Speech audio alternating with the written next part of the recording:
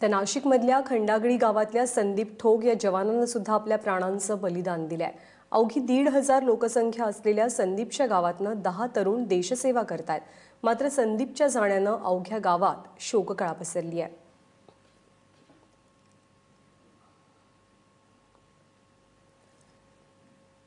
काल उरीमध्ये दहशतवादी हल्ला झाला, त्यामध्ये 17 जवान शहीद झाले। महाराष्ट्रानं आपले 3 सुपुत्र गमावलेले आहेत, ज्यामध्ये नाशिकच्या संदीप यांचाही समावेश आहे।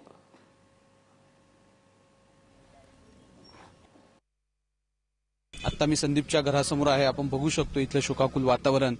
खरं तर संदीपच्या पश्चात त्याचे वडील, त्याची आई, त्याचे मोठे बंधू, 2 बहिणी असा परिवार आहे आणि अवघा 25 वर्षाचा हा तरुण युवक जो देश सेवेसाठी बलिदान करण्याची भाषा करायचा, जो हिम्मत ठेवायचा कायम त्याच्या बोलण्यातनं ती व्यक्त करायचा की देशासाठी मला काहीतरी करायचंय।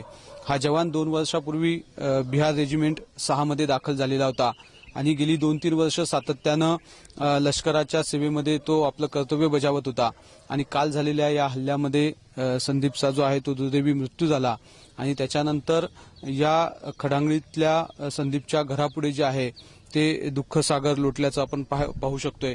लोकांची, त्याच्या जुन्या सहकारी मित्रांची, ग्रामस्थांची इथे गर्दी व्हायला सुरुवात झाली आणि आपण बघू शकतोय की सगळे लोक जे आहेत त्यांचा अजूनही या गोष्टीवर विश्वास बसायला तयार नाही की अगदी मनमिळावू असलेला, अगदी साहसी म्हणून एक चांगला उत्तम पोहणारा, एक उत्तम कराटे खेळणारा, एक अतिशय तरुणाबांड असा हा युवक ज्याला देशसेवेची प्रचंड इच्छा होती, त्या युवकावर ज्या पद्धतीनं काळाचा घाला घातला गेला ते सगळं जे आहे ते सिन्नरकरांना, या खडांगळीच्या ग्रामस्थांना जे आहे ते चटका लावून देणार आहे।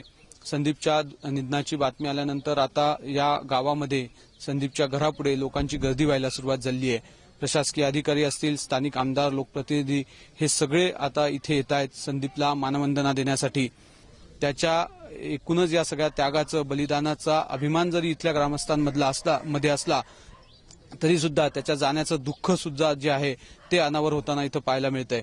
कॅमेरामन किरण कटारेसह सागर वैद्य, एबीपी माझा, खडांगळी, सिन्नर।